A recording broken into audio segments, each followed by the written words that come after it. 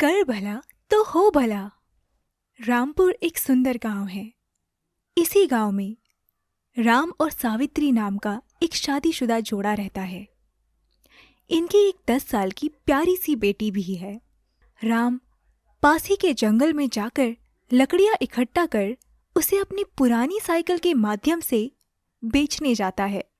इसे बेचकर जो भी आमदनी होती है, इसी से उसके घर का पालन पोषण होता है। इनकी जिंदगी यूं ही आम तरीके से बीत रही थी, मगर एक दिन अचानक राम का एक्सीडेंट हो जाता है। इस एक्सीडेंट में राम को बहुत सारी चोटें आती हैं। राम इस हादसे के बाद अपाहिज हो जाता है। उसकी पत्नी सावित्री उस दिन रात भर उसका इंतजार करती है। जब बहुत देर हो जाती है तो वो भी विचलित हो जाती है। वहीं उनकी बेटी पढ़ाई कर रही थी। सावित्री अब तय करती है कि वो बाहर जाकर अपने पति को ढूंढेगी। तुम्हारे पापा अभी तक घर नहीं आए हैं। तुम डरना मत और किसी के भी आने पे दरवाजा मत खोलना। मैं जरा बस स्टैंड पर जाकर देख कर आती हूँ। माँ, तुम चिंता मत करो, पापा मिल जाएंगे और मैं तुम्हारे आने पर ही दरवाजा खोलूंगी। शाबाश बेटा।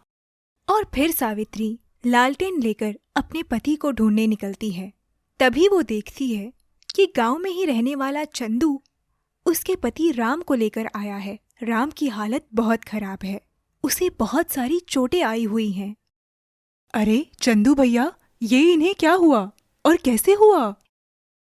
भाभी, आपके पति का एक्सीडेंट हो गया है। मैं इसे पास ही के सरकारी अस्पताल में ले गया था। डॉक्टर्स ने बताया है कि अब ये चल नहीं पाएगा। कम से कम 1-2 साल लग जाएंगे इसे ठीक होने में। ये सुनकर सावित्री बहुत उदास हो जाती है। चंदू राम की सहायता करता है। मैं आपको पैसे दे दूंगी भैया, ठीक है? ठीक है भाभी जी। सावित्री अपने पति राम को घर पर ले आकर बिस्तर पर लिटा देती है। बेचारी प्रिया अपने पापा की यह हालत देख फूट फूट कर रोती है। उस घर में तो मानो दुख के बादल छा गए थे। सावित्री किसी तरह घर चला रही थी, मगर घर के खाली राशन के डब्बे देख उसके आंसू भी नहीं रुकते। इस घर का कर्ता तो अब बिस्तर पे पड़ा है। घर का खर्चा पानी चलाने की जिम्मेदारी अब मुझे ही लेनी पड़ेगी। मैं ही जंगल जाकर लकड़ियां लाया करूंगी। और फिर सावित्री ये निर्णय कर लेती है कि उसे ही जंगल जाकर लकड़ियां इकट्ठी करनी पड़ेंगी। बेटा प्रिया, मैं जंगल जाकर लकड़ियां ले आती हूँ। तब तक तुम अपने पिताजी का ख्याल रखना, ठीक है? हाँ माँ, मैं पिताजी का ख्याल रखूंगी। सावित्री, जंगल के अंदर मत जाओ। वहाँ बहुत जंगली जानवर घूम रहे हैं। तुम्हारी जान को खतरा हो सकता है। जी मैं ध्यान रखूंगी। और फिर सावित्री कुल्हाड़ी लेकर जंगल की ओर चली जाती है।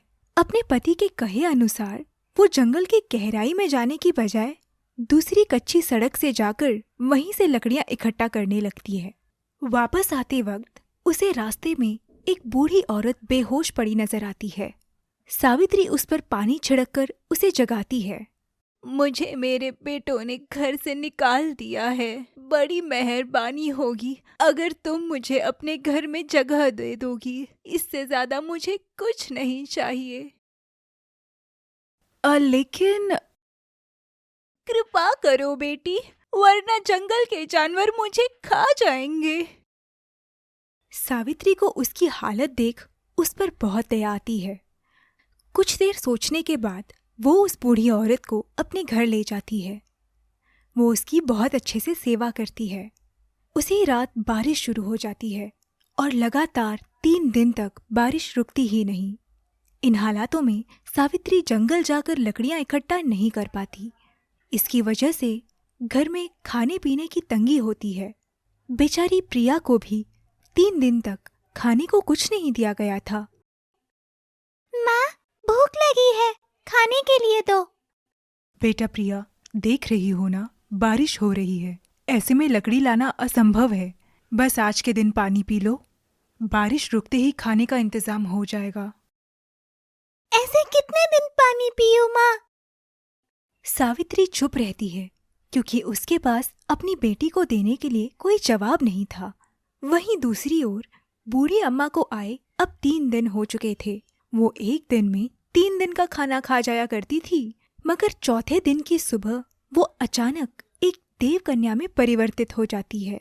उनका ये रूप देख हर कोई चौंक जाता है। हर कोई तुरंत अपने हाथ जोड़कर उन्हें प्रणाम करने लगता है।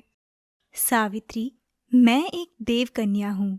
मुझे एक श्राप मिला हुआ था, जिसकी वजह से मैं इंसानी जीवन व्यतीत कर रही थी, लेकिन तुमने मुझे अपने घर में जगह दी।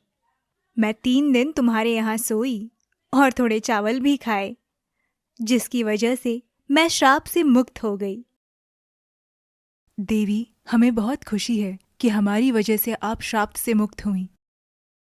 अब मैं वापस स्वर्गलोक जा सकती हूँ। ये तुम्हारी वजह से ही संभव हो पाया है। मैं वरदान के तौर पर तुम्हें ये लकड़ी दे रही हूँ। ये लकड़ी कभी समाप्त नहीं होगी और ये तुम्हारी हर मुसीबत से रक्षा भी करेगी।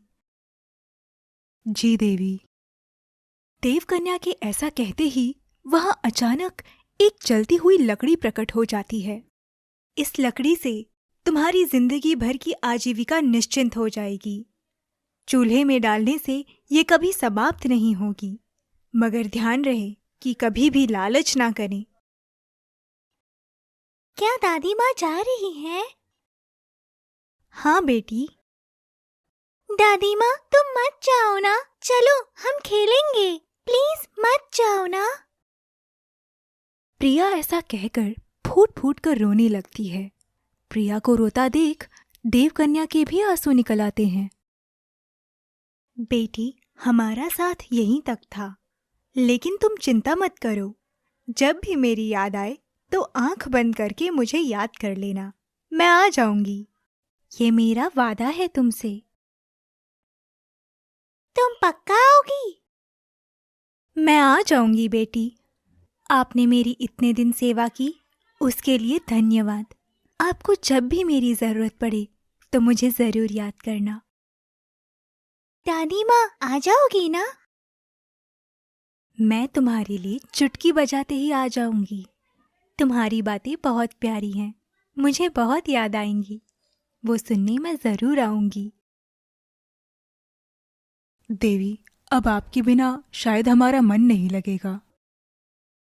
मेरे लिए भी तुम दोनों को छोड़ के जाना बहुत मुश्किल है। हमारा बहुत गहरा रिश्ता बन चुका है। तुम्हें भुला पाना मुश्किल होगा मेरे लिए। देवकन्या के ऐसा कहने पर सावित्री और प्रिया दोनों बहुत रोने लगते हैं। देवकन्या भी आंसू बहाती है और फिर उन दोनों को अलविदा कहकर आकाश में उड़ जाती है। और फिर सावित्री और उसका परिवार उस जादुई लकड़ी की मदद से अपना पूरा जीवन हंसी खुशी बिताते हैं।